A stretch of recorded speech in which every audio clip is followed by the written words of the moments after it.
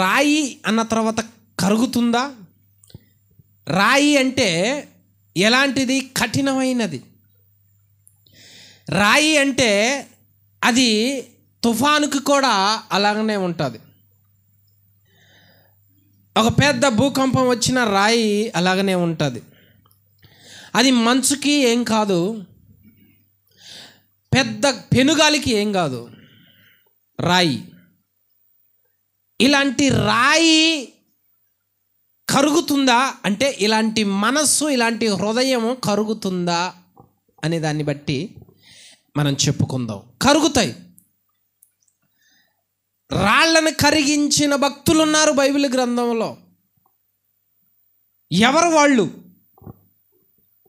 అంత కఠినమైన రాయి స్వభావం కలిగిన వ్యక్తులను కూడా కరిగించేంత భక్తి ఉన్నదా? ఆ కాలంలోనే కాదు, ఈ కాలంలో కూడా అలాంటి భక్తి పరులు ఉన్నారు, ఉండాలి. ఆమేన్. మనం కూడా కొన్నిసార్లు మన హృదయాన్ని, మన ముఖాన్ని రాయి వలె చేసుకుంటాం. అంటే అంత కఠినాత్మలంగా ఉంటాం కొన్ని సందర్భాలలో. ఇలాంటి వ్యక్తులను ఎవరు కరిగించాలి అంటే అది భక్తిపరుడికి మాత్రమే సాధ్యమైంది, మిగిలిన ఎవరికీ సాధ్యపడదు. దేవుడు నత్తివాడైన మోషేను ఐగుప్తు దేశమునకు వెళ్ళి ఇజ్రాయేలీల ప్రజలను విడిపించుకొని తీసుకొని రమ్మంటాడు. ఫరో దగ్గరికి వెళ్ళి ఇజ్రాయేలీల ప్రజలను విడిపించు అంటే లెక్క కూడా చేయటం లేదు.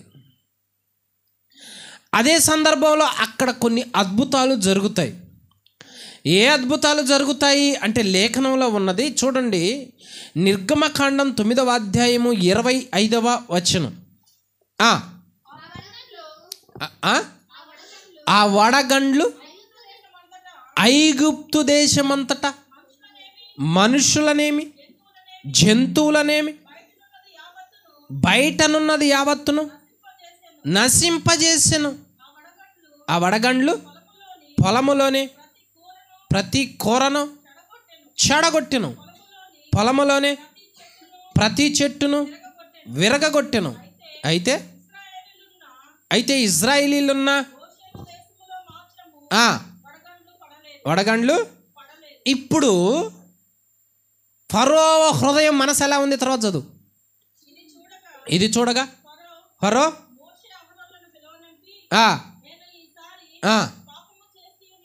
పాపము చేసి ఉన్నాను, యెహోవా న్యాయవంతుడు అని ఆయనే ఒప్పుకుంటున్నాడు. అవునా? లేఖనం ఏమంటుంది అక్కడ? నీవు గనుక నా ప్రజలను వదిలిపెట్టకపోతే వడగండ్లు పడతాయి నీ ప్రజల మీద, నీ పొలాల మీద, నీ కూర తోటల మీద పడతాయి. వాటి యొక్క పవర్కి, వాటి యొక్క ప్రభావానికి అవన్నీ పాడైపోతాయి. నువ్వు ఆర్థికంగా దెబ్బతింటావు, ఆర్థికంగా బలహీనుడు అవుతావు. నీ పశువులు లేకపోతే నీకు ఆదాయం రాదు, నీ పంట పొలం లేకపోతే నీకు ఆహారం ఉండదు. ఈ ప్రజలందరూ జీవిస్తున్నారు అంటే అదే నీకు పంట సంపద. కాబట్టి నువ్వేం చేస్తావంటే ఇంత నష్టం అనేది తెచ్చుకోకుండా ఇజ్రాయేలీల ప్రజలను వదిలిపెట్టు అని ఒక మాట చెప్తే ఫరో అందుకు ఒప్పడం, అందుకు అంగీకరించడం అన్నమాట ప్రకారము వడగండ్లు పడతాయి. ఆ వడగండ్ల ప్రభావానికి మనుషులు, జంతువులు, పంట పొలాలు పాడైపోతాయి. ఈ పరిస్థితుల్లో ఫరో ఎలా స్పందించాలి ఆలోచించు. ఇప్పుడు దీనికి ఆత్మీయ అర్థం చెప్తా. చాలా సందర్భాలలో ఒక వ్యక్తి దురలవాట్లో నడుస్తూ ఉన్నప్పుడు ఆ వ్యక్తి ఆరోగ్యంగా నష్టపోతాడు, ఆర్థికంగా నష్టపోతాడు. మరి అంతే కదా. చెడు వ్యసనాలకు బానిసడైపోయినప్పుడు డబ్బు పోతుంది, ఆరోగ్యం పోతా ఉంది, కుటుంబంలో పేదరికము, కుటుంబంలో దరిద్రము, కుటుంబంలో సంతోషము ఉండదు. ఇలా ఏలుబడి చేస్తున్న సందర్భంలో మనిషి ఏం కావాలి? మనిషి ఏ నిర్ణయం తీసుకోవాలి? మనిషి స్థితి ఎలా ఉండాలి? అయ్యో ఉదయం నుంచి సాయంత్రం వరకు పని చేస్తున్నాను, కష్టపడతా ఉన్నాను, ఆ డబ్బులు నేను తింటలేదే, చెడు వ్యసనాలకు వెళ్ళిపోతా ఉన్నాయే, లోకవరమైన పాపానికి వెళ్ళిపోతా ఉన్నాయే, ఇదే నేను చేసేది అని మనిషి బుద్ధి తెచ్చుకోవాలి. నా కుటుంబం చూడు, అందరూ నవ్వట్లేదు, అందరూ ఆనందంగా లేదు, సంతోషంగా లేదు. కారణం ఏమిటి? ఆర్థికంగా దెబ్బతింటా ఉన్నా, ఆరోగ్యంగా దెబ్బతింటా ఉన్నా, కుటుంబంలో ఎక్కడ సంతోషం లేదు, ఇలాంటి పరిస్థితి సిచ్యువేషన్ వచ్చినప్పుడు కొంతమంది మారమని చెప్పినా మారరు కదా, కఠినంగా ఉంటారు. అయ్యా ఆ చెడు వదిలిపెట్టురా, బాగుపడతామని తల్లిదండ్రులు. ఆ పాపం వదిలిపెట్టు, మన కుటుంబం బాగుపడుద్ది. ఆ వ్యసనాన్ని వదిలిపెట్టు, నీ ఆరోగ్యం బాగుంటుంది. మన ఇంట్లో అందరం బాగానే ఉంటాం అంటే వదలను అనే మనస్తత్వం కలిగిన వాళ్ళు ఉంటాం. బుద్ధిగా అది వదిలిపెట్టు అంటే వదిలిపెట్టరు. బుద్ధిగా మందిరానికి రా అంటే మందిరానికి రాలేరు. బుద్ధిగా ఆ చెడు వ్యసనం నుంచి బయటపడితే నీవు బాగుపడతావంటే వినరు. కొంతమంది హృదయాన్ని ఏం చేసుకుంటారు? కఠినపరుచుకుంటారు. ఫరో హృదయం ఏమైనదంట, అక్కడ నిర్గమకాండము చూడండి, అక్కడ ఇందాక చదివారు కదా 9వ అధ్యాయములో ఫరో ఏం చేసుకున్నాడు తన హృదయాన్ని? 34వ వచనం. అయితే ఫరో వర్షమును, వడగండ్లను, ఉరుములను నిలిచిపోవుట చూసి అతడును అతని సేవకులను మారు మనసు పొంది ఇంకా చేస్తున్నారా? ఇంకా పాపం చేయొచ్చు, తమ హృదయములను. చూడు, కొన్నిసార్లు జ్ఞానం అనేది మనిషికి లేకపోతే, నా ఇంట్లో ఆర్థికంగా ఎదుగుతున్నానా నష్టపోతున్నానా అనేది అంచనా వేయకపోతే హృదయాన్ని కఠినపరుచుకున్నవాడవుతాడు. అక్కడ ఏం జరుగుతుంది? నష్టం జరుగుతుంది. కంటికి కనపట్లేదా? చెవికి వినపడట్లేదా? చూస్తున్నాడుగా, వింటున్నాడుగా, అనుభవిస్తా ఉన్నాడుగా, కానీ ఇంకా రాతి హృదయాన్ని కలిగి ఉన్నాడు ఆ వ్యక్తి. కఠినపరుచుకుంటా ఉన్నాడో. దేవుడి దగ్గరికి వస్తే అన్ని విధాలుగా నువ్వు బాగుంటావు, నీకు మంచి సాక్ష్యం ఉంటుంది, చెడు వదిలిపెడతావు. మరి దేవుడి దగ్గరికి రామని చెబుతుంటే, నేను వదిలిపెట్టను ఈ పాపాన్నే, నాకు ఇలాగనే ఉంటే బాగుందే, ఆర్థికంగా ఏమైపోనే, నేను ఇలాగనే ఉంటా అన్న కఠినమైన మనస్సును ఒక వ్యక్తి హృదయాన్ని కలిగి ఉంటే అక్కడ ఏం జరుగుతుందంటే, ఎవరికి ప్రమాదం, ఎవరికి నష్టం, ఎవరికి ఇబ్బంది? నీ రాజ్యము అనగా నీ కుటుంబము, నీ ఇల్లు, నీ పిల్లలు, నీ వ్యక్తిగత జీవితానికే కదా నష్టం. అంత నష్టం జరిగినా ఇంకా మనోనేత్రాలు తెరవబడట్లేదా? ఎవరిలో నీతి ఉంది, ఈ రోజుల్లో పరిశుద్ధత ఉన్నది? ఆలోచించుకో. ఉదయం నుంచి సాయంత్రం వరకు ఒక్క బూతు మాట్లాడకుండా మనిషి ఉండలేడు అంటే అర్థం ఏంటి? ఆ వ్యక్తి ఆత్మీయత, ఆ వ్యక్తి యొక్క మనస్సు, హృదయం పాడైపోయింది. దాన్ని వదులు, నువ్వు బాగుపడతావంటే వదులుతాడు మనిషి అంటే వదలడం. సాతానుడు ఏం చేస్తున్నాడు? ఫరో రాజ్యాన్ని పాడు చేస్తా ఉన్నాడు. ఇది వదిలిపెట్టని దేవుడు అంటే అది వదిలిపెట్టట్లా, అలాగనే దగ్గర పెట్టుకుంటా ఉన్నాడు. ఇక్కడ నష్టం జరుగుతూ ఉన్నది, అయినా నేను ఇలాగనే ఉంటా, నేను మారను, ఏమైపోనే. కొంతమంది ఇళ్లలో ఎన్ని గొడవలు జరుగుతున్నా, ఇళ్లలో ఎంత నష్టం జరుగుతున్నా, తల్లిదండ్రులు రోగిష్ఠులైనా ఆ పాపాన్ని వదిలిపెట్టమంటే వదిలిపెట్టరు. ఈ కాలంలో నెవనొస్తారు. నీ వల్ల నీ కుటుంబం చూడు ఏమైపోతా ఉందో అన్న ఆలోచన పెద్దలు చెబుతున్నా వినకపోతే ఆ కుటుంబంలో సంతోషం ఎట్టుంటుందో చెప్పు. ఎవరికి సంతోషం ఉంది? ఫరో వల్ల ఆ ఐగుప్తీయులకంట సంతోషం లేదంట. ఎందుకంటే అంత చెడిపోతూ ఉంది, అంత పాడైపోతా ఉన్నది. అయ్యా వదిలిపెట్టో అని దేవుడు మరలా అంటే, నిన్ను కూడా ఎన్నోసార్లు చెడు వ్యసనాలు వదిలిపెట్టు బాగుపడతావు అంటే, నేను వదలను అన్న నిర్ణయానికి వస్తే ఎవరికి నష్టం? ఎవరికి నష్టం? తాగిన డబ్బులు లెక్కేసుకో, డాబా కట్టేవాడివి, చెడుకు విరజిమ్మిన డబ్బులు, ఎంజాయ్ చేసిన సమయం, కష్టపడితే 4 రూపాయలు వచ్చే నీవు నీ పిల్లలు ఒక స్థితిలో ఉండేవాళ్ళే.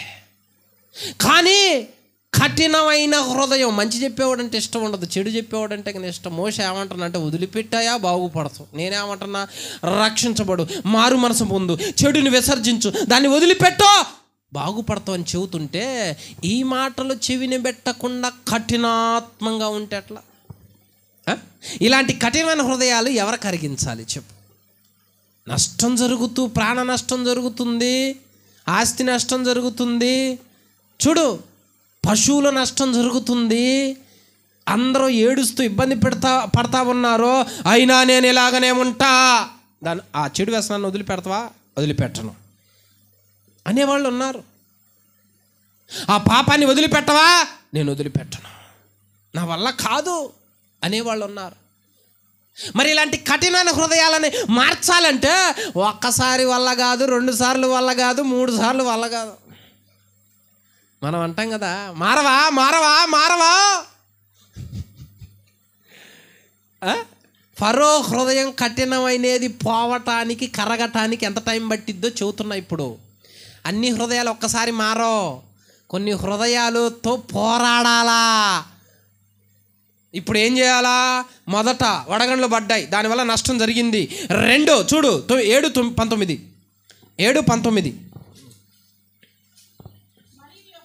మరియు యెహోవా మోషేతో ఇట్లా నేను, నీవు అహరోనుతో నీ కర్రను పట్టుకొని ఐగుప్తు జలముల మీద, అనగా వారి నదుల మీదను, వారి కాలువల మీదను, వారి చెరువుల మీదను, వారి నీటి గుంటలన్నిటి మీదను నీ చేయి చాపము, అవి చూసావా. ఫరోతో చెప్పాడు ఈ మాట, అయ్యా నువ్వు గనక ఇదిగో ఈ ప్రజలను వదిలిపెట్టకపోతే, నువ్వు గనక పట్టుకున్న అబ్బాయిని వదిలిపెట్టకపోతే, నువ్వు గనక పట్టుకున్న అబ్బాయిని వదిలిపెట్టకపోతే, పట్టుకున్న ఆ వ్యభిచార స్త్రీని, అక్రమ సంబంధాన్ని వదిలిపెట్టకపోతే అక్కడ రక్తం రక్తం అవుద్దయ్యా. ప్రేమతో చెబుతుండ దేవుడు. ఏరులై పారుతుంది రక్తం, త్రాగటానికి నీళ్ళు ఉండవు. మరి పొలాలు పండాలంటే రక్తపు నీరు ఎట్టబండుతాయి, ఎట్లా తాగుతావు? నీ పశువులు ఏం తాగుతాయి? ఇంకిత జ్ఞానం కొంతన్నా ఉంటే కఠినం ఉండదు. చెబుతున్నాడు దేవుడు మోషే ద్వారా, అయినా వింటాడా? వినట్లా. అయితే తర్వాత ఆ కర్ర తీసుకుపోయి నీటిని కొడితే ఐగుప్తులో ఉన్న కాలువలు, నదులు, చెరువులు అన్నీ రక్తమైపోయినాయి అంట. అమ్మా ఏం జరుగుతుందో చూడు, నష్టం. ఒకటి నష్టం జరుగుతుంది. ఇకనైనా వదిలిపెడతావా? నో, ఐ కాంట్ అంటున్నాడు. హృదయం ఏంది అట్లయిపోయింది? చెప్పు, వదిలిపెడతావా? వదలను అంటే నష్టం నీకు కనపడట్లేదా? ప్రమాదం నీకు కనపడట్లేదా? దేన్ని చూస్తున్నావు? నీ హృదయం ఎందుకంత కఠినమైనది? ఎందుకంత మోసపోయావు? ఎందుకంత హీనమైన స్థితికి దిగజారిపోయావు? ఇలాగైతే నీకు మంచి పేరు ఎలా ఉంటుంది చెప్పు. తల్లి సంతోషించుద్దా? తండ్రి సంతోషిస్తారా? ఇంట్లో ఉన్న అన్నదమ్ములు సంతోషిస్తారా? నీ వల్ల నా కుటుంబం నాశనమైంది అనాలా? ఇంకా నీ వల్ల ఈ కుటుంబం రోడ్డును పడ్డదనాలా? నీ వల్ల ఈ కుటుంబంలో మరణాలు వచ్చినాయి అనాలా? నీ వల్ల ఈ కుటుంబం ఆర్థికంగా దెబ్బతిన్నది అనాలా? నీ వల్ల నలుగురిలో తలెత్తుకోలేకపోతున్నా అనాలా? చెప్పు. కుటుంబానికి ఏలకగా, రాజ్యానికి ఏలకగా, పెద్దగా ఫరో ఐగుప్తీయులకు ఇస్తున్న బహుమానం ఏంటంటే ఏడుపు, బాధ, దుఃఖం. మరి మన కుటుంబంలో మనం ఉండగా ఏం పంచుతున్నాం? కుటుంబాలకి, తల్లిదండ్రులకి ఏం పంచుతున్నాం చెప్పగలరా? ఫరోను బట్టి మాకు సంతోషం ఉందని ఇజ్రాయేల్ వాళ్ళు ఐగుప్తీయులు చెప్పట్లా.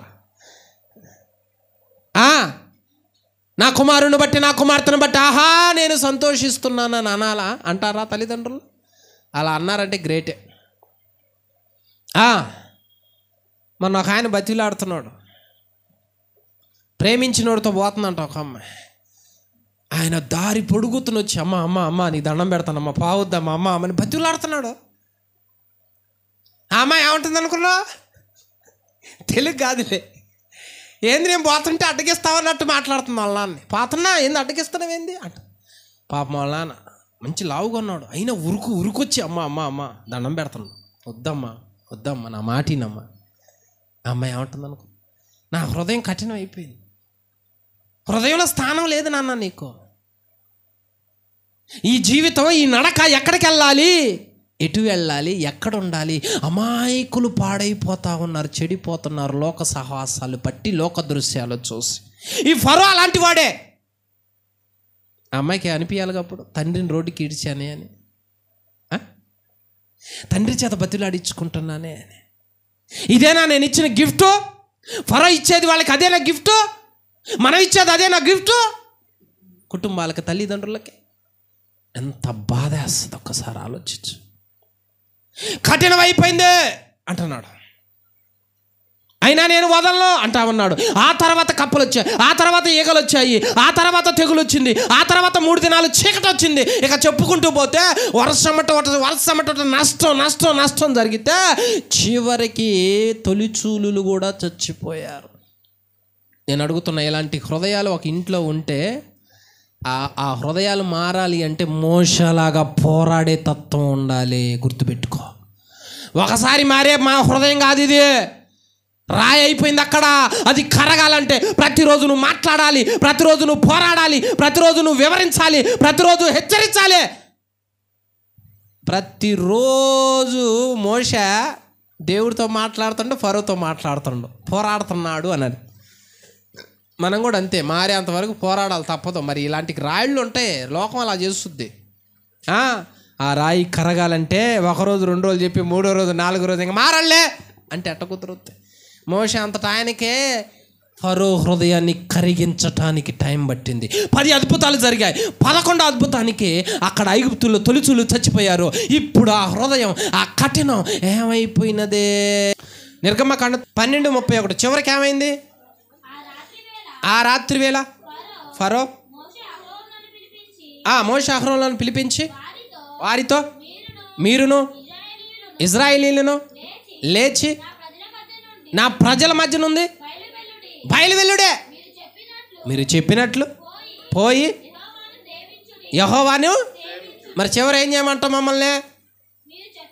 మీరు చెప్పినట్లు మీ మందలను మీ పశువులను తీసుకొని పోవుడి. అది క్లైమాక్స్. చూసావా? ఈ స్వభావం ఏదో ఫస్ట్ ఉంటే నీ పశువులు మిగిలేయి, నీ నీరు రక్తంగా మారేది కాదు, నువ్వు చీకట్లో 3 రోజులు ఉండేవాడివి కాదు, తెగులు రోగాల చేత ఎంతోమంది అల్లాడిపోయేవాళ్ళు కాదు, పరువు నష్టం అయ్యేది కాదు. చూడు, ఒక వ్యక్తి తీసుకున్న కఠినమైన నిర్ణయానికి ఎంత నష్టం వచ్చిందో ఐగుప్తు దేశంలో. అయితే ఇలాంటి హృదయాలు మందిరానికి రావాలి, మారాలి, చేంజ్ కావాలి, హృదయం కరగాలి అంటే ప్రతిరోజు పోరాడాలి. రాతి హృదయాలు, అరే ఇది రాతి మనిషి అంటారే, ఎదుగు ఇలాంటి హృదయాలు, ఇది రాతి హృదయం బండోడురా, వీడు మారడరా, చెప్పిన అర్థం కాదురా అంటారే. అలాంటి హృదయాలు మారాలి అంటే ప్రతిరోజు పోరాడాలి. అయితే ఆ స్వభావం మనలో ఏమైనా ఉంటే ఒక్కసారి ఆలోచించి ఎంత నష్టం మన ద్వారా జరుగుతుందో ఇంట్లో, కుటుంబంలో, వీధుల్లో. చివరికి ఫరో హృదయం ఏమైంది? ఆ రాయి మనసు ఏమైంది? పోరాటంలో కరిగిపోయింది, పోరాటంలో ఓడిపోయింది, పోరాటంలో బద్దలైంది, పోరాటంలో ఎలాగైపోయింది? మెత్తగా అయిపోయింది. ఇక చేసేది పో అన్నాడు. నేను అడుగుతున్నా, ఈ స్వభావం మొదట ఉంటే ఇంకెంత బాగుండేదో. ఐగుప్తు దేశం నాశనం అయిందని నీకు తెలీదా అంటున్నారు ప్రజలు. మనము మన కుటుంబాలు ఏమైపోయినా నీకు తెలీదా? చూసుకో, మనం కూడా అదే ఆ భావనలోకి రావాలి. మన కుటుంబం ఏమైపోయింది నా వల్ల నాకు తెలియాలే. హల్లెలూయా. మొట్టమొదట కరిగిన హృదయం ఎవరిదే? నష్టం జరిగినా కానీ మనసును పెట్టని కఠినమైన హృదయాన్ని పోరాడితే కరుగుద్ది అంటున్నాడు దేవుడు. మోషే అంత ఓపిక ఉండాలి, మరి మోషే అంత సహనం ఉండాలి, మోషే అలాగా పోరాడాలి, మోషే అలాగా ఎదిరించాలి. అప్పుడే వాళ్ళు మారుతారు. వాక్యం మనకి ఏమి నేర్పుద్దే? కొన్నిసార్లు సహనం కోల్పోతాం. పోవద్దు, ఇదిగో ఇలాగ పోరాడితే ఆ వ్యక్తి కరుగుతాడని చెబుతున్నాడు. మొట్టమొదట ఇలాంటి వాళ్ళు ఉంటారు. మోషే ఫరో హృదయాన్ని కరిగిచ్చాడు, ఇజ్రాయెల్ ప్రజలను తోలుకొని వెళ్ళిపోయాడు. తోలుకొని నువ్వు కూడా అలాగ చేయదుగాక. ఆమేన్. హల్లెలూయా. ఇది మొదటి వ్యక్తి, మొదటి హృదయం, మొదటి రాయి పోరాడితే కరుగుద్ది. రెండవ వ్యక్తి ఎవరు? మొదటి రాజుల గ్రంథంలో ఒక ఆయన ఉంటాడు, ఆయన పేరు అహాబు. ఎలాంటి వాడో తెలుసా? ఇప్పుడు చూడండి, మొదటి రాజుల గ్రంథం 21:16. ఈయన స్వభావం ఎలాంటిదో ఒక్కసారి చూడండి.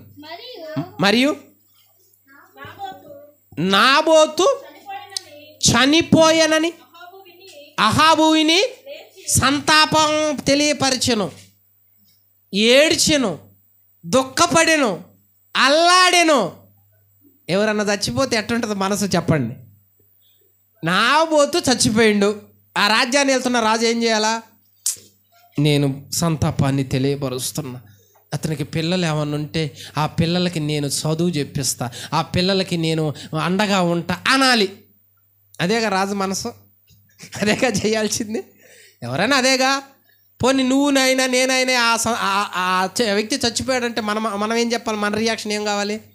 అరే పాపం దేవా, ఆ కుటుంబాన్ని ఆదరించాయా, ఆ కుటుంబాన్ని రక్షించాయా, కృప చూపు అనాలి, బాధపడాలి. ఎంతటి వ్యక్తి అయినా శత్రువు అయినా చచ్చిపోతే ఏమనిపించింది అంటే బాధ వేసిద్ది. మరి కళ్ళ ముందున్న వ్యక్తి సరే తెలుసో తెలియకో చచ్చిపోయాడు, బాధ వేసిద్ది, ఏడుపు వచ్చిద్ది. కానీ అహాబు నాబోతు చచ్చిపోయినని విని లేచి ఇజ్రాయేలీయుడైన నాబోతు ద్రాక్ష తోటను బా. ఈ వ్యక్తి ఎలాంటి అంటే చచ్చిపోతున్నా, ఎదుటి వ్యక్తి నష్టపోతున్నా, నాశనం అవుతున్నా వాడు డబ్బు కావాలని కోరుకునేవాడు. ఇలాంటి హృదయాలు ఉన్నాయి మరి ఇప్పటికి కూడా. నేను అడుగుతున్నా, ఆ వ్యక్తి చచ్చిపోతే నీకు అతని సొమ్ము తీసుకోవటానికి మనసు ఎలా ఒప్పింది? అతని చోటు, అతని ఆస్తి, అతని పొలము, అతని తోట, లేకపోతే అతని డబ్బు అనుకో, వస్తువు అనుకో, ఎలా తీసుకోవాలనిపించింది? అసలు ఆ కఠినమైన హృదయం చూడరు, అది ఎట్టుందో. చచ్చిపోయాడు అంటే ఏమాత్రం బాధ లేదు, వేదన లేదు. ఉరుకుతుండంట పొలాన్ని ఆక్రమించుకోవటానికి, తోటని ఉరుకుతున్నాడంట. ఇప్పట్లో కూడా అన్నారు, అయ్యా పెళ్ళికని దాచిపెట్టుకున్నానయ్యా, డబ్బులయ్యా అంటే ఏదైనా ఆఫీస్కి వెళితే అందులో కూడా లంచమే. అయ్యా పిల్లలు చదివియాలని డబ్బులు దాచిపెట్టుకున్నానా అంటే అందులో కూడా లంచమే. ఉదయం నుంచి సాయంత్రం వరకు కూలి పని చేసుకునేవాడు, ఆడికన్నా పోయినా కానీ అందులో కూడా లంచమే. కనికరం లేదు, దయ లేదు. నువ్వు ఏడు, నష్టపో, చెమట రక్తంగా మార్చో, అదంతా నాకు కనపడదో వినపడదో, నీ చేతిలో ఉన్న డబ్బే కనపడిద్దన్న కఠినమైన హృదయాలు ఉంటాయి. మరి నేను చాలా మందిని చూసా, పైకే అంటారు లంచం తీసుకోకూడదు అని, కానీ అసలు రంగంలో దిగినప్పుడు కదా, అయ్యా పేదోళ్ళం అయ్యా ఎంటడా ఎంట, అయ్యా డబ్బులు లేవు, ఇల్లు లేవు, వాకిళ్ళు లేవు, ఏమి లేవు, అద్దిల్లు అయ్యా ఎంటడా ఎండ, అవన్నీ నాకు చెప్ప మాకు, ఇది ఎంత కడతావా, ఎంత కట్టు. అరే నేను నాణ్యమైన వస్తువులు అమ్మి ₹1 ఎక్స్ట్రా తీసుకో, తప్పులేదు. చెడిపోయిన వస్తువులు అమ్మి మరి వాడు ఆరోగ్యం నాశనం అవుతుంటే వాడు సొమ్ము నాకు ఎట తినాలనిపించింది? ఈ అహాబు రాజు అలా అంటాడు. మనం కూడా అంతే. ఆ వ్యక్తికి మంచి నాణ్యమైన ఆహారం ఇచ్చి అతని ఆరోగ్యాన్ని కాపాడు, ₹1 తిను, నువ్వు దీవించబడతావు. ఆ వ్యక్తికి చెడును అందించి ఆ వ్యక్తి నాశనం అయిపోతాడే, పాడైపోతాడే కూడా అనుకోకుండా డబ్బు పోగు చేసుకుని బ్రతుకుతున్నారు. ఇంకా ఎలాగున్నారో, ఒక ముసలోళ్ళు దారిలో పోతున్నారు అనుకో, బైక్ మీద రావటం, ఇదిగో మెళ్ళ ఉన్న బంగారపు గొలుసు ఏదో ఒకటి లాక్కొని వెళ్ళిపోతుంటారు, వాళ్ళు అలాగనే కింద పడుతున్నారు పాపం. ఈ వ్యక్తి అంత కఠినాత్ముడు, ఆమె నష్టపోయినా, ఏడ్చినా, దెబ్బలు తగిలినా, రాయి గుద్దుకొని చచ్చిపోయినా నాకు డబ్బు సొమ్ము కావాలనేటోడు. ఇలాంటి వాళ్ళు ఇప్పుడు ఉన్నారు. మరి డబ్బు ఇస్తా మనిషిని చంపుతా. ఎలాంటి రకాలయ్యారు మనుషులు చూడు, ఎలాంటి రాళ్ళు అయ్యారో. తెలిసి కూడా ఎదుటి వ్యక్తికి తప్పు చెబుతుంటే పాపం ఆ వ్యక్తి పాడైపోతాడే, చెడిపోతాడే, వద్దులే అనే మనస్తత్వాలు లేవు. రాతి హృదయం అయిపోయి నేను నాశనం అయితే వాళ్ళు ఎందుకు అలా ఉండాలని కావాలనే చెడగొట్టే తత్వం, కావాలనే చెడు వైపు నడిపించే తత్వం ఉన్న ఈ మనుషుల మధ్య, ఈ రాళ్ల మధ్య మనం ఉన్నాం. అందుకే పిల్లలకి జ్ఞానం నేర్పండి. ఎవరి దగ్గరకు పడితే వాళ్ళ దగ్గరకు పంపిస్తే ఇది గిట్టే ఉంటుంది. అహాబు చూడు ఎలాంటోడో, వాడు నాశనం అయినా పర్లేదు, వాడి కుటుంబం ఆరిపోయినా పర్వాలేదు, నాకు మాత్రం ఆ సొమ్మే కావాలి. ఇలాంటి స్వభావం కలిగిన వ్యక్తితో ఎవరు కరిగించాలి ఆ వ్యక్తిని, ఎవరు మార్చాలి ఆ వ్యక్తిని అంటే ఎవరి వల్ల కాదు. ఏ మనుషుల మధ్య ఎలాంటి వాళ్ళు ఉన్నారో చూడు. నువ్వు నష్టపో, నువ్వు బాధపడు, ఏదైనా కానీ నువ్వు ఎంతైనా చెప్పు, నీ సొమ్మే కావాలి. ఆ వ్యక్తి ఏడుచుకుంటా ఇస్తుంటే నీకు ఎట్ట క్షేమం అయింది? అసలు నీకు ఎట్ట సంతోషం అయింది అసలు? ఆ వ్యక్తి నశించిపోతే అందులో నీకు మొద్దెట్లా దిగుద్ది అన్న జ్ఞానం ఎంబీబీఎస్లో ఉండదు, చదువులో. అన్న జ్ఞానం దేనిలో ఉండదు? బిఎస్సిలో ఉండదు, బీకామ్లో ఉండదు, ఒక్క బైబిల్లో ఉంటుంది. హల్లెలూయా! అర్థమైందా? అందుకే బైబిల్ ఎలాంటిది? ఆ వ్యక్తి చోటుని నేను తీసుకోవటానికి పోతున్నాను అన్నాడుగా, అలా తీసుకుంటే వాక్యములో యోబు గ్రంథం అది వరకు చెప్పగానే తీయాలిగా. మరి యోబు 31:38 అంట చూడండి. చూసుకో. భూమి తీశారా? అందరు తీశారా? నా భూమి నా మీద మొరపెట్టిన ఎడలను దాని చాళ్ళు ఏకమై ఏడ్చిన ఎడలను చూసుకో. క్రయధనము ఇయ్యక, అదిగో క్రయధనము అంటే వెల, డబ్బు వాడుకున్న దానికి ప్రతిగా చెల్లించేది. ఇయ్యక దానిని నేను అనుభవించిన ఎడల దాని యజమానులకు ప్రాణహాని కలుగజేసిన ఎడలను గోధుమలకు ప్రతిగా ముళ్ళును, ఎవలకు ప్రతిగా. బా, మరి ఈ జ్ఞానం ఈ కాలంలో కబ్జాలు చేసే వాళ్ళకి తెలియదు అంటే మరి తెలీదు.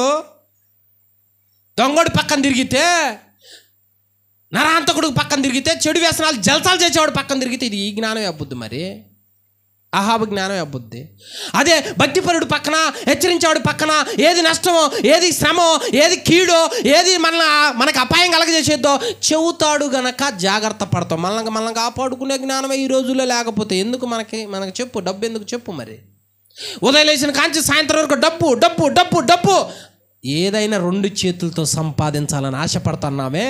ఆ వ్యక్తి చచ్చిపోతే ఆ భూమికి, ఆ చోటికి, ఆ తోటకి నేను వెళ్తున్నానే, క్రయధనమకి ఈక నేను తీసుకుంటే అమ్మో అక్కడ ఏది నాటినా ముళ్ళే అని అనుకున్నవాడు జ్ఞానవంతుడు. మరి ఆయన ఉరికాడంటే అర్థమైంది? కఠినాత్ముడు, జాలిదయ లేనోడు, రాయి మనసు కలిగినోడు, ఇలాంటి వాళ్ళు ఉంటారు. కానీ ఆ వ్యక్తి అది తీసుకుంటాడు కానీ అనుభవించలేడు. ఎప్పుడైతే అక్కడికి వెళ్ళాడో స్వాధీనపరచుకోవటానికి దేవుడు చెబుతున్నాడు ఏలియాతో, నీవు లేచి అహాబు యొద్దకు వెళ్ళు. తాట తీస్తున్నాడు అక్కడ. అర్థమైందా? అహాబు యొద్దకు వెళ్ళు. ఎందుకు నాయన? ఏం చేసినాడో?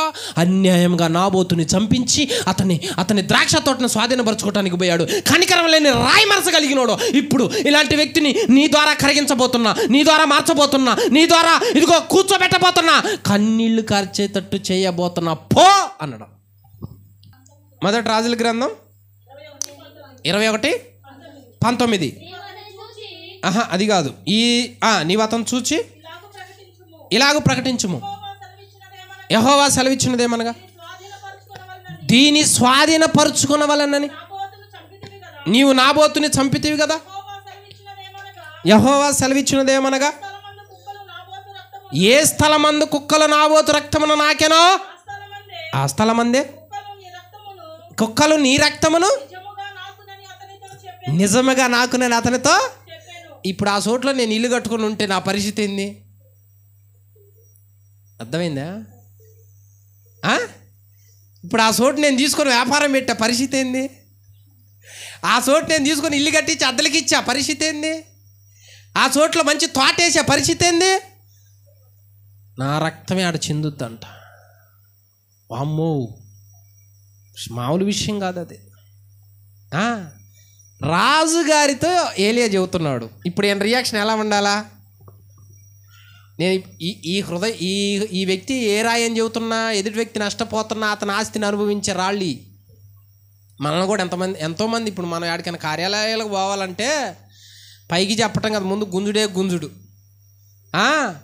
అరే నేను ఇంటర్ చదువుతున్నప్పుడు స్కాలర్షిప్ నాకు వచ్చేదానిలో కూడా అడిగిండు లంచం. 2000 స్కాలర్షిప్ అయితే ఆయనకు దానిలో ఇవ్వాలంట. ఏం చేయాలి ఇలా చెప్పు? పరుని సొమ్ము ఎందుకు అనుభవిస్తున్నావు? నీకే అర్హత ఉన్నది? ఏ స్థలమందు నువ్వు నివసిస్తాలని కోరుకున్నావో, ఉన్నావో, కావాలనుకున్నావో అక్కడే నీ రక్తమును కుక్కలు నాకుతాయి అంటున్నావు. ఇందాక చెప్పా కదా, గోధుమలకు ప్రతుగా ముళ్ళు పెరుగుతాయి. ముళ్ళు స్వభావం ఏంటి? పట్టుకుంటే రక్తం చిందుద్ది అక్కడ. అది అందుకనే జాగ్రత్త. ఒక్క రూపాయి అయినా లేదా ఒక చోటైనా ఏదైనా న్యాయబద్ధం అక్కడ ఉండాలి. భయంకరమైన సావులు, రోగాలు ఎందుకు వస్తున్నాయి కొంతమంది కంటే అన్యాయంగా ఒకని సొమ్ము ఆక్రమించినందుకు, అన్యాయంగా ఒకరిని ఆక్రమించినందుకు, బలాత్కరించినందుకు జరుగుతాయి. మరి జ్ఞానం నేర్చుకోవాలా? ఈ తరంలో నిలబడి మాట్లాడాలంటే, దీర్ఘాయుష్మంతుడు కావాలంటే ఏం చేయాలి? 4 సిగరెట్లు, 5 పానపరాకలు, రోజు ఒక క్వార్టర్ మందు తాగి ఆయన పెళ్ళిలో వచ్చి నువ్వు పిల్ల పాపలతో చల్లగా ఉండాలంటాడు. ఈయన దీవిస్తే ఆ వెళ్ళి వాళ్ళు ఏం కావాలి? ముందు నువ్వు చల్లగా ఉన్నావా? నువ్వు చల్లగా ఎందుకు లేనో? కూలింగేగా టచింగ్లో కలుపుకునేది, కూలింగ్ వాటరేగా టచింగ్లో కలుపుకునేది. తల్లిదండ్రులను సన్మానిస్తే దీర్ఘాయుష్మంతుడు అవుతాడు. అంతేగానే ఎవరు పడితే వాళ్ళు ఆశీర్వదిస్తే దీర్ఘాయుష్మంతులు కారు. ఇప్పుడు అక్కడికి వెళ్ళాడు, ఇది నీకు శిక్ష, ఇది నీకు కలిగే బహుమానం అన్నాడు. నేను అడుగుతున్నా, ఇప్పుడు ఈయన రియాక్షన్ ఎలా ఉన్నదే అంటే చూడండి 2 రాజుల గ్రంథం 5:13.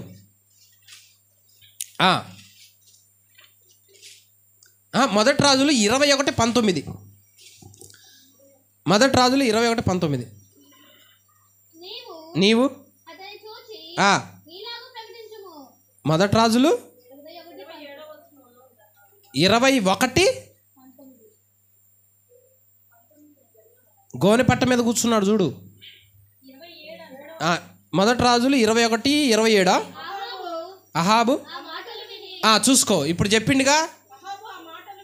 ఏ మాటలో? ఏలియా చెప్పిన మాటలు విని తన వస్త్రములను వస్త్రాలు చింపుకొని గోనె పట్ట కట్టుకొని ఉపవాసం ఉండి గోనె పట్ట మీద పరుండి వ్యాకుల పడుచుండగా. హల్లెలూయా. ఒక్క మాటలో హృదయం ఏమైపోయింది? కఠినం. ఈ టైపు హృదయాలు ఏంటి అంటే ఎట్లా కరుగుతాయంటే, అహాబ్ ఎలాంటోడు? కూరతోట నాకు ఈ అన్నందుకు ఇయ్యకపోతేనే మనిషిని చంపినోడు. ఈ వ్యక్తి దగ్గరకు పోయి నీకు ఇలాంటి శిక్ష కలుగుద్దని డేరుగా చెప్పాలి ఆయన ముందు. ఎవరు చెప్పాలి? తోట ఇగిపోతేనే మనిషిని చంపినోడి దగ్గరకు పోయి నీకు శిక్ష వస్తుందని ఎవరు చెప్పగలుగుతారు? అంత డేరు రావద్దు ముందు. ఒక నరహంతకుడి దగ్గరకు వచ్చి నువ్వు కూడా ఇలాగనే అయితు అని చెప్పొద్దా? ఆ డేరు సరిపోద్దా? కానీ భయపడడు దేవుని బిడ్డ. చెవుతోడు పోయి నువ్వు ఎక్కడైతే భయపడతావో ఇలాంటి వాళ్ళు కరగరు, ఇలాంటి వాళ్ళు మారరు, ఇలాంటి వాళ్ళు ఉపవాసం ఉండరు, ఇలాంటి వాళ్ళు గోనెపట్ట కట్టుకోరు, వాళ్ళ నరహత్య మానరు. చెప్పు అనగానే వామ్మో నన్ను కూడా చంపుతారే అనలా ప్రవక్త, వామ్మో నన్ను కూడా వెంటాడతారే అనలా ప్రవక్త. డేరుగా చెప్పిండంట. అందుకనే ధైర్యం ఎప్పుడైతే నువ్వు కలిగి ఉండి ఎక్కడైనా తప్పును ఖండిస్తావో, దేవుని శిక్షను చెబుతావో, ఇలా చేస్తే నీ బ్రతికిలా ఉంటుంది అని గద్దిస్తావో, అప్పుడు ఆ ధైర్యాన్ని బట్టి ఆ వ్యక్తి యొక్క హృదయాన్ని, కఠినాన్ని కరిగిస్తాడు దేవుడు. కొంతమందికి భయం, కొన్ని ప్రాంతాల్లో వాక్యం చెప్పాలంటే, దేవునికి ప్రతినిధిగా నిన్ను ఒక ఇంట్లో ఎన్నుకున్నాడు, ఒక ఇంట్లో నిన్ను లేపిండు, తప్పును ఖండించు. ఏందమ్మా ఆ దృశ్యం చూడటం? ఏమ్మా అది సినిమా, అది నటన అని ఒకళ్ళ పక్కన ఒకళ్ళు కూర్చొని మీద చేతులు వేసుకుంటారు. ఈ చూసి మనమే నేర్చుకోవాలని ఖండిస్తాం ఎప్పుడన్నా? ఈ చూసి నవ్వుకుంటాం, ఈ చూసే బాగుంది అనుకుంటాం. ఏం కనపడుతుంది కళ్ళ ముందో? తప్పును ఖండించగలుగుతావా? ఎదిరించగలుగుతావా? తప్పని చెప్పగలుగుతావా? దాన్ని దిద్దగలుగుతావా? డేరు కలిగి చెప్పినప్పుడు ఇలాంటి కఠినమైన హృదయాలు మారతాయి. అర్థమైందా? లేకపోతే మనం కూడా రాజీ పడిపోతే, అందాన్ని బట్టి మోసపోకూడదు. వాళ్ళు డబ్బున్న వాళ్ళు అయితే ఎవరైతేనే మనకేందుకు? ఆ చూసే దృశ్యం ఎలా ఉంది? చెడుగా లేదా? కనపట్లేదా? అంత జ్ఞానం లేదా? అజ్ఞానంగా ఉన్నామా మనం? మరి ఇళ్లలో ఇలాంటి ప్రతిరోజు చూస్తూ ఉంటున్నప్పుడు కనీసం వాటి మీద కోపం ఎందుకు రావటంలా? అహాబు దగ్గర పోయి, రాజుగారు ఏమనుకోమాకండి, అక్కడ చేయొద్దు అన్నడా? ఓ మామూలుగా చెప్పట్లేదు. అక్కడ ఏమైంది? ఇక్కడ రాజీ పడిపోయి మెత్తబడిపోయి ఏమని అంటాడేమో, అమ్మో అని ఉనికి చెప్పిండా? భయపడి చెప్పిండా? చెప్పలా. ఏ స్థలం ముందు ఏం చేశావో అక్కడ ఇదే జరుగుద్ది అన్నాడు. ఆ మాటకి హృదయం లేదు, రాయి లేదు, అట్లా కరిగిపోయి వామ్మో. ఏడ ఉపాస కోటం పెడితే గోనె పట్ట కట్టుకోవటానికి 1-2 నెలలు పట్టుద్దమ్మా అంటే, గోనె పట్ట అంటే పాపానికి సూచన, తప్పు చేసే క్షమించని ఇజ్రాయెల్ ప్రకారం. ఏడ ఉపాస కోటానికి అమ్మ అందరు రాండి అమ్మ అన్నామనుకో, వస్తారా? రారు. ఇల్లు వదిలిపెట్టారు. ఇల్లు అంటే టీవీ, అవునా? రారు. ఒక్క మాట చెబితే అంత కఠినమైన హృదయం కూడా గోనె పట్ట కట్టుకొని ఏడుస్తుందంట. ఉపవాసం ఉండి, రాజుగారికి ఉపవాసం ఉండి ఏడవలసినంత అవసరం ఏందమ్మా? డేరుగా తప్పుని ఖండించకపోతే, అవకాశం దేవుడు ఇచ్చినప్పుడు దేవునికి ప్రతినిధిగా ఉండి మాట్లాడకపోతే అలాంటి వాళ్ళు మారరు, కరగదు వాళ్ళ హృదయాన్ని. ఇప్పుడు చెప్పు, ఎక్కడ రాజీ పడ్డావు? ఎక్కడ చూసి కూడా మెదలకుండా ఉన్నావు? ఎక్కడ నాకెందుకులే అని పట్టించుకోకుండా ఉన్నావు? నీ పక్కన వాళ్ళు ఇలా రాతి హృదయాలు అయిపోయి ఉంటే మెదలకుండా ఊరుకున్నావా? లేకపోతే మనం కూడా వాళ్ళల్లో చేతిలో చేసి వెళ్ళిపోయావా? ఏలియా అలాంటోడు కాదు. చెప్పేదే మైకి తీసుకుని వాక్యం చెప్పటమే. ఎక్కడికైనా పిలిస్తే రెండోసారి పిలిచినా దేవునికి స్తోత్రం, పిలవకపోయినా ఈ మాట ఆడ కూడా చెప్పా. రెండోసారి పిలిచినా దేవునికి స్తోత్రం, పిలవకపోయినా దేవునికి. ఎందుకు భయపడాలా? నాకు అధికారం ఇచ్చిండు ఎవరో? సృష్టికర్త దేవుడు.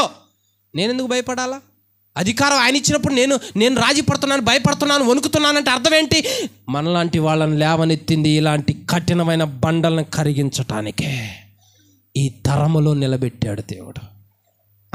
మొదటి హృదయం ఫరో హృదయం పోరాడితే కరిగేది, ఈ హృదయం డేరుగా చెబితే కరిగేది. అలా కాకుండా ఏలి కుమారులు తప్పు చేస్తుంటే ఆయన అన్నాడు, అయ్యలారా, పిల్లలంటే పిల్లలు కాదులే, పెళ్ళైనోళ్ళు, అయ్యలారా ఇలా చేయొద్దయ్యా. ఎంత సింపుల్గా చెబుతున్నాడు అనుకున్నా? ఖండించాలి, గద్దించాలి.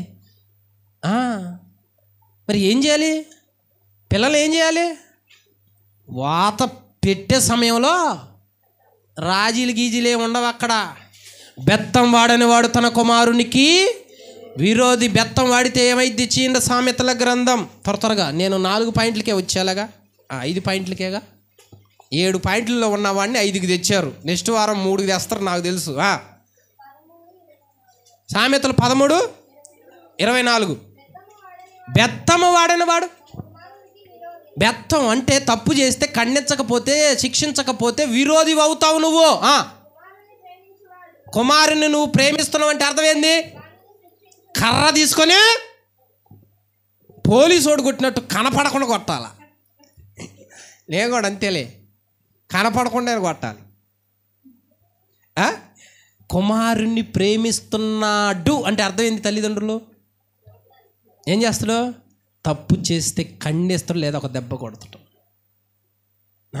ఇప్పుడు ఏలియా అహాబును ప్రేమిస్తున్నాడా, ప్రేమించట్లేదా? ప్రేమిస్తున్నాడు కాబట్టి డైరెక్ట్గా వచ్చి మాట్లాడుతున్నాడు. ఏం చేసావు? నీకు అర్థమైందా? నీకు బుద్ధి ఉందా? నీకు మైండ్ ఉందా? ఒక వ్యక్తిని చంపి అది ఎలా అనుభవించాలని పోయినావు నువ్వు? అసలు మనిషివి కాదా నువ్వు? ఏం ఆలోచిస్తున్నావు నువ్వు అన్నప్పుడు కాదు భయపడ్డది ఆయన. వామ్ము నిజమే, నేనేంది ఇట్ట చేయటానికి వచ్చా అని అప్పుడు ఇమ్మీడియట్లీగా ఏంది, మళ్ళీ ఇంగ్లీష్ పదాలు వస్తున్నాయి, అర్జెంటుగా ఇదేంది, ఎప్పుడు క్లాస్ ఎగ్గొట్టిపోయేవాడినేగా, తొందరగా వేగంగా గోనె పట్ట కట్టుకొని సాగిల పడి ఉపవాసం ఉండి మళ్ళీ ఏడుస్తున్నంట, వేకులు పడుతున్నాడంటే ఏడుస్తున్నాడంట. అమ్మో తయ్యా క్షమించు అని. చూసావా హృదయం ఎట్ట కరిగిందో? ఇలాంటి వ్యక్తులు సంఘంలో ఉంటే ఎట్టుంటుంది? బయట ఉన్న బండలను కరిగించి మందిరానికి తీసుకురారు, అంటే దీన్ని బట్టి అర్థమైంది, బయట మీరు ఎట్లా ఫరో హృదయాన్ని కరిగించేటట్లుగా, అహాబు హృదయాన్ని కరిగించేటట్లుగా ఉన్నారా లేరా? చెప్పరేంది? ఎరా ఉన్నారా? లేరు. యేసు నామమున ఇక నుంచి ఉందురుగాక. ఏలి అంటే ఏమనుకున్నావు? అహాబుని తాట తీసి వదిలిపెట్టిండు. ఒక్కటే మాట, ఒక్కటే. ఏమనుకున్నావు? దెబ్బ అల్లాడిపోయింది ఆయన. చూసావా ఎంత రోషం? ఈ తరంలో ఆత్మాభిషేకం కలిగి వాక్య జ్ఞానం కలిగిన మనము రాజీ పడకుండా జీవించాలి. ఏలియాలాగా. ఇది రెండవది. మొదటేమో పోరాడితే కరిగే హృదయం, రెండేమో డేరుగా చెబితే భయపడకుండా కరిగే హృదయం. ఇక మూడో హృదయం ఏంటి? వచ్చేవారని చెప్పుకుందాం, టైం అయిపోయింది. మూడవది వచ్చేవారని చెప్పుకుందాం. అమ్మా మేస్త్రి గారు, అన్నా, అబ్బా మీరు నవ్వుకు బాగా యాక్టివ్గా లేదు, మీ ఫేస్ చూస్తూ ఉంటుంటే. గోడ గరుచుకునే వాళ్ళు ఇందాక సోయిలో ఉన్నారా? అమ్మా గోడ గరుచుకోబాకండి అమ్మా, సోయిలే ఉండండి అమ్మా, అయిపోయింది. హల్లెలూయా. మూడవ హృదయం ఎలాంటిది? అమ్మా ఎక్కడో సిరియా దేశం నుంచి కుష్ఠరోగం తగ్గించుకోవటానికి ఇజ్రాయెల్ దేశానికి వచ్చాడు ఒక యుద్ధ వీరుడు, శూరుడు, గనుడు. అతను కత్తి జులిపిచ్చాడు అంటే దేశానికి కూడా విజయం వచ్చిద్ది. అలాంటి వ్యక్తి కుష్ఠరోగంతో బాధపడుతుంటే ఒక చిన్న అమ్మాయి చెప్పుద్ది, ఆడికి పోయా నీ సమస్యకు పరిష్కారం దొరుకుద్ది అని. వెంటనే సైనికుల్ని తీసుకొని రథం ఎక్కి ఆ దేశానికి వస్తాడు దైవజనుడు దగ్గరికి. ఆ దైవజనుడు ఏం చేస్తాడు అంటే, అయ్యా నువ్వు ఎందుకు వచ్చినావు? కుష్ఠరోగం తగ్గించుకోవటానికే కదా. పలాని యోర్దాను నదికి వెళ్ళి 7 మార్లు స్నానం చేస్తే నీ కుష్ఠరోగం పోద్ది అంటాడు. అంటే ఆయన ఇంట్లోంచి బయటికి రాడు, ఒక పనుని పంపిస్తాడు చెప్పి. ఇప్పుడు ఎవరిని పంపిస్తే నీకెందుకు? నువ్వెందుకు వచ్చినావు? కుష్ఠరోగం తగ్గించుకోవటానికేగా. అదే చెప్పాడుగా. అమ్మయ్య ప్రభువానికి స్తోత్రం అని పోవాలా. ఆయన గారు ఆ టైపు కాదు. చూడు ఏమంటున్నాడు అక్కడ. 2వ రాజుల గ్రంథమా? 2వ రాజుల గ్రంథం 5:11. అందుకు నయమాను ఎందుకు కోపం తెచ్చుకున్నావు? నా మీద ఎందుకు కోపం? నేనేం చేశా? నువ్వు మందిరానికి డైలీ వస్తే నీ కుష్ఠనే అంటే అంటువ్యాధి పోద్ది అని నేను చెబుతా. మరి నీకెందుకు కోపం చెప్పు? కాపాడాల్సిన సందర్భం ఏది? అదే పోనీ అయిందమ్మా, నీ ఏంది? నేను 4 రోజులు బియ్యం ఏంది ఇంట్లో పెట్టుకున్నాను ఇప్పుడు అని అడిగానా? అడగల. మరి ఎందుకు కోపం చెప్పు? ఎందుకు కోపం? ఆగ్రహం తెచ్చుకొని కోపపడి మొఖం తిప్పుకొని ఇక ఏమీ లేదు అమ్మా ఆమె అనగానే మీరు మొఖం చూపించకుండా ఇంటికి పోతారు చూడు. మేస్త్రి గారు అసలు మెట్టు ఎనికిది కూడా చూడకుండా ఉరుకుతురు చూడు. ఆ టైపులో పెట్టిండట మొఖాన్ని పెట్టి గబా పోతున్నప్పుడు నిజంగా అలాంటి కోపిష్ఠుడి దగ్గర ఉన్న పనుళ్ళు ఎలాంటి వాళ్ళు చూడు అక్కడ. ఆయన పోతుంటే అతని దాసుల్లో ఒకడు వచ్చి, నాయనా ఆ ప్రవక్త ఏదైనా ఒక గొప్ప కార్యము చేయమని నియమించిన ఎడల నువ్వు చేయవా? అయితే స్నానము చేసి శుద్ధుడవు కమ్మను మాట దానికంటే చూడు ఏం మాట్లాడుతున్నాడు అతను. నిన్ను స్వస్థపరచాలంటే ఒక 10 తలలు యుద్ధంలో గెలిచి తీసుకురామని అనలేదుగా. అంత శూరత్వం చేయమంటే చేస్తావుగా. మరి అంత నొప్పి లేకుండా ఊటికి పోయి స్నానం చేసి రమ్మంటే ఎందుకు కోప్పడుతున్నావు? చూసావు ఎంత తెలివి కలిగిన వాడో పనోడు, ఎంత తెలివి కలిగినాడో. అదే ఇంకోడొచ్చి ఏమంటాడో, కోపిష్టోడు పక్కన ఉంటే ఏమంటాడో, నీవేంది, నీ లెవెల్ ఏంది, నీ ఆస్తి ఏంది, నీ అందం ఏంది, నీ స్టేటస్ ఏంది, నీ ఎంత తోడు వస్తే బయటికి రాకుండా ఎక్కడికి వెళ్ళి మునగమంటాడా? అర్జెంటు కొన్ని చంపుదాంపా. ఇలాంటి స్నేహితుడు ఉంటే కొట్లాట్లో గొడవలు పెరిగేది, హత్యలు పెరిగేది. ఇలాంటి వాళ్ళు ఉంటేనే గొడవలు పెరిగేది. నిన్ను ఎంత మాట అన్నాడా? అయ్యా నీకు ఇంత గౌరవం ఇవ్వలేదా? నీకు కుర్చీ వేయలేదా? నీకు టీ లేదా? ఇలాంటి వాళ్ళు ఎక్కేస్తారండి నిజంగా. నేను కూడా అలాగే ఎక్కేసా. వాళ్ళు నిన్ను ఎట్ట అంటాను, ఇది నిన్ను ఎట్ట అంటుంటాను. అది వరకు ఏది దేవుళ్ళోకి రాకము వాళ్ళిద్దరు అరుచుకునేవాళ్ళు, కొట్టుకునేవాళ్ళు. తప్పది, అట్లా చెప్పకూడదు. ఏ జ్ఞానాన్ని వాడాడో ఇప్పుడు చూడండి. అతను వాడిన జ్ఞానం సామెతలు 15:1 మనం కూడా వాడాలి. ఏం వాడాడంట చూడండి. మృదువైన మాట. చూడండి, ఈ రాయి గరగాలంటే అమ్మా, మృదువైన మాట క్రోధమును చల్లార్చును. నొప్పించు మాట అంటే హృదయాన్ని కఠినం రాయలు చేస్తాయి. బాధ పెట్టే మాట అంటే కొన్ని హృదయాలు రాళ్ళు అవుతాయి. మృదువైన మాట అంటే మెత్తగా, నెమ్మదిగా, ప్రేమగా మాట్లాడుతున్న మాట కోపం అనే రాళ్ళను కరిగిచ్చుద్ది. అది చేశాడు అక్కడ. ఏమన్నాడు అక్కడ ఫస్ట్ పదం? నాయనా. ఇందాక ఒకడు వచ్చి చూడు ఏం మాట్లాడుతుండో. నాయనా, చూసావు ఎట్టుందో? పలికే పదాల్లో తేడాలు ఉంటాయి. అమ్మా అనేది వేరు, అమ్మా బాగా గమనించు. అమ్మా అమ్మా అనే పదానికి అర్థం వేరు, అమ్మా అనే పదానికి, నాయనా అనే పదానికి అర్థం వేరు. నాయనా అట్లా అర్థం చేసుకోండి. అక్కడ ఏ పదం వాడుతున్నాడు? నాయనా అంటే నాన్న. నాయనా పిల్లలు మాట్లాడతాం కదా, నాన్నా, కన్నా, మృదువైన మాట అన్నమాట అక్కడ. నాయనా కోపంలో ఉన్నాడు కదా, ఇంకొంచెం ఆగ్రహం తెప్పిస్తే వీడు తల నరుకుతుడు. అలాంటి వ్యక్తి, ఇలాంటి వ్యక్తి కోపంలో కొంతమంది ఉన్నప్పుడు ఇది ఇలాగనే మాట్లాడాలి. మరి బుజ్జగించే వాళ్ళు, క్రోధాన్ని చల్లార్చే జ్ఞానం కలిగిన వాళ్ళు మన పక్కన లేకపోతే మన ఇంటిలో ఉండటం క్షేమం. అంతేగాని ఎక్కేసేవాళ్ళు, కోపాన్ని ఎక్కువ చేసేవాళ్ళు నష్టాన్ని కలిగించేవాళ్ళు అంట. ఆ ప్రవక్త ఏమన్నాడు చూసావా? ఒకసారి ఆలోచించాయా? ఏమన్నాడు? ఆలోచించినవా? మంచే కదా చెప్పింది, నీకు ఎందుకంత కోపం వస్తుంది? ఒకసారి ఆలోచించు, ఆవేశపడబాకు, కొంచెం శాంతించు నాయనా అని మాట్లాడాడు. అప్పుడు ఆయన కూర్చొని ఇక ఆలోచనలో పడిపోయింది అనమాట.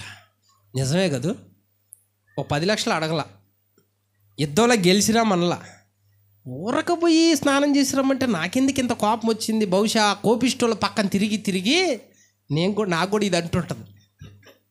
ఆ సీరియల్ చూసేవాళ్ళ పక్కన తిరిగి నాకు కూడా అదే పేరు వస్తుంది. యుద్ధాలు, కఠినమైన యుద్ధాలు చేయాలంటే యుద్ధాల్లో జాలి ఉండకూడదు కదా, మరి కోపమే ఉండాలి కాబట్టి అది అర్థం చేసుకున్నాడు. కానీ ఇలాంటి వ్యక్తులు స్నేహితుడైతే, ఇలాంటి వ్యక్తులు కుటుంబంలో పిల్లలు అయితే, తల్లిదండ్రులు అయితే, ఆ కుటుంబం ఎలా ఉంటుందో తెలుసా? క్రోధాన్ని ఉరికిచ్చుద్ది, క్రోధాన్ని అనే బండని కరిగిస్తారు. ఈ జ్ఞానం ఎక్కడి నుంచి వస్తుంది? ఎక్కడి నుంచి వస్తుంది ఈ జ్ఞానము? మృదువైన మాట ఎక్కడి నుంచి వస్తుంది? మృదువైన మాట క్రోధమును చల్లార్చును. యాకోబు రాసిన పత్రిక పైనుండి వచ్చు జ్ఞానము. చదువు. యాకోబు రాసిన పత్రిక 3:15. అయితే పైనుండి వచ్చి జ్ఞానము చూసుకో. పైనుండి వచ్చిన జ్ఞానం మొట్టమొదట పవిత్రమైనది, తరువాత సమాధానకరమైనది. ఇదిగో చూసుకో మృదువైనది అంటే ఈ వాక్యము మన కోపాన్ని అణుచుద్ది, మృదువుగా మాట్లాడుద్ది, ప్రేమగా మాట్లాడుద్ది, జాలిగా మాట్లాడుద్ది. మనం కోపంతో ఉంటే, రోగంతో ఉంటే, ఇదిగో క్రోధంతో ఉంటే, కక్షతో ఉంటే ఈ వాక్యం చదివితే, ఈ వాక్యం వింటే మృదువైన మాట మన క్రోధాన్ని చల్లార్చుద్ది. అందుకే వాక్యం చదువు అనేది. పైనుండి వచ్చే జ్ఞానం ఎలాంటిదో తెలుసా? అది పవిత్రమైనది, దానిలో మృదుత్వం ఉన్నదే. ఆ వ్యక్తులు, అందుకే ఇలాంటి వాక్యం మనం సంపాదిస్తే ఇళ్లలో కోపం వచ్చి కత్తి తీసే వాళ్ళని కూడా కత్తి వరలో పెట్టేటట్టు చేస్తాం.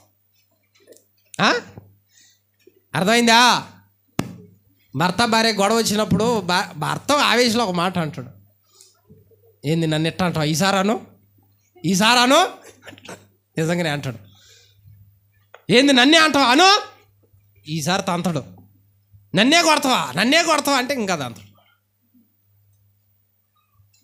అమ్మా ఇంకేమి లేదు, ఆ రెచ్చగొడి తన్నించుకున్నట్టు ఉంటుంది.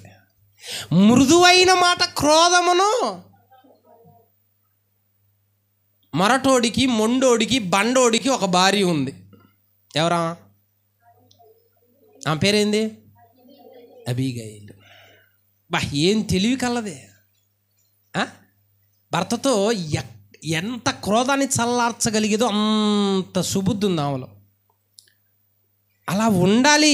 ఈ పక్కనున్న వ్యక్తి, ఈ పనుడు అట్లా చెప్తున్నాడు, అయ్యా వద్దు, స్నానం చేయి, కార్యం జరుగుద్ది, కోపడొద్దయ్యా, శాంతించు అన్నప్పుడు ఆలోచించి సరే పోదాంపా అన్నాడు. వాస్తవానికి ఆ నది అంత అంత అంత శుద్ధిగానే ఉండవు నీళ్లు. వాళ్ళ దేశాల్లో కూడా మా నది ఉంది, కానీ ఇక్కడికి వచ్చేసరికే అందులో మునిగాడు. 7 సార్లు స్నానం చేసి పైకి లేచేసరికి అతని దేహం పసిపిల్ల, బా పసిబిడ్డ శరీరం కాంతివంతంగా నిగనగలాడేటట్టు ఉంటుందో, మృదువుగా ఎట్లా ఉంటుందో ఆ టైపులోకి వచ్చేసరికి ఇక ఆ ఇంటి ముందుకు వచ్చిండంట. అర్థమైందా? మూడో హృదయం ఎలాంటిది? మూడో హృదయం ఎలాంటిది చెప్పరేంది? ఎలాంటిది చెప్పలా? ఎలాంటిదో తెలుసా? హృదయం ఎలాంటిది అనుకున్నావు? ఆయన దగ్గరికి రాక మునిపే ఈయన మనసులో ఒక స్కెచ్, ఒక ప్లాన్ వేసుకొని వచ్చాడు. ఏమని అనుకున్నావు? నేను ఆ ఇంటి ముందుకు వస్తే నాకు ఫస్ట్ టీ తీసుకుని ఎవరైనా వస్తారేమో, మరి ఏదైనా బుక్కే తీసుకుని వస్తారేమో, వెల్కమ్ స్కెచ్ వేసుకొని వచ్చిండు. నా రేంజ్కి తగ్గ మర్యాదలు జరుగుతాయి. ఇక నన్ను సింహాసనం మీద కూర్చోబెట్టి, నయమాన్ గారు ఎక్కడ ఎక్కడ ఎక్కడ బాధ ఉంది చెప్పండి అంటే, పాస్టర్ గారు గడగడగడ ఉడుక్కుంటా ఆ కొబ్బరి నూనె తీసుకొచ్చి ప్రార్థన చేసి, ఇది ఇక్కడేనా అని ఇక్కడ రాసి ఇక్కడ చెయ్యి టాటాడిస్తాడో అని ముందే అనుకొని వచ్చిండంట ఆయన. ఆడికి వచ్చేసరికి ఏమైంది? తారుమారు. ఎప్పుడైనా దేవుడి దగ్గరకు వచ్చేటప్పుడు నీ చిత్తం చెయ్యాల. నేను అనుకొని ప్లాన్ వేసుకొని వచ్చేటట్లు కాదు హృదయం. ఇప్పుడు ఆయన కోపం ఎందుకు వచ్చిందంటే ఆయన ప్లాన్ సక్సెస్ కాల, అక్కడ నేను అనుకున్నది జరగల. నేను అడుగుతున్నా, ఒకసారి ఒక జోకు చెప్పా మీకు. అమ్మా, ఒక మోట ఆయన బస్ స్టాండ్ దగ్గర ఉన్నాడంట. యాడికి పోవాలయా అంటే జంకలపాలెం అన్నాడంట. ఉదయం నుంచి సాయంత్రం దాకా అక్కడే కూర్చున్నాడు బస్ స్టాండ్లో. అందరూ వచ్చి, ఏందా పొద్దు నుంచి సాయంత్రం దాకా ఏడే కూర్చున్నావు, ఏ ఊరు పోవాలి అంటే జంకలపాలెం అన్నాడు. ఏందయ్యా నా ముందే ఎన్ని బస్సులు పోయినాయి నీకు కనపడట్లేదా అంటే ఆయన అంటాడు, అంటే నేను చదువురానోడ్నే, నాకు తెలియదా, నేను అంత మోటోడ్నా, అంత ఎగతాలు చేస్తున్నాయింది, నన్ను మోసం చేయాలని చూడొద్దు, మేము చదువుకున్న వాళ్ళమే. అదేంది కళ్ళ ముందు ఇన్ని జంకలపాలెం పోయినాయిగా అన్నాడు. కండక్టర్ కూడా చెబుతుంటే అంటాడు, మా ఊరు బస్సుకి వెనక అద్దం బగులుంది, అదే జంకలపాలెం, అదే జంకలపాలెం అంటే ఈయన ప్లాన్ ఏంది? అద్దం పగిలింది జంకలపాలెం, అద్దం పగలంది నాకు సంబంధించింది. ఈయన కూడా అలాంటోడే. ఇలాంటి బండ టైపులు ఆ స్కెచ్ చేసుకుని రాకూడదు. నరుని ఆలోచనలు వ్యర్థములని దేవునికి తెలుసు. హల్లెలూయా. అందుకనే మన ప్లానులతో మనం అనుకున్నట్టుగా దేవుడు నడవడం, ఆయన మన కింద పనోడు కాదు. ఆ హృదయం మనస్సు మనకు లేకుండా ఉండును గాక. ఇలాంటి హృదయం కరగాలంటే మృదువైన మాట. ఈ కొద్ది మాటలు మన హృదయంలో దేవుడు నీరు కట్టి ఫలింపచేయునుగాక. ప్రార్థన చేద్దాం, తల వంచండి. అందరికీ వందనములు. ఖడ్గం మినిస్ట్రీ వీడియోలకు సంబంధించిన బుక్కు ప్రింట్ అయి సిద్ధముగా ఉన్నది. మొదటి బుక్కు ఈ కనిపించే 30 అంశాల మీద ఉన్నది. కావలసిన వారు ఈ నెంబర్కు కాల్ చేసి ఆర్డర్ చేసుకొనగలరు.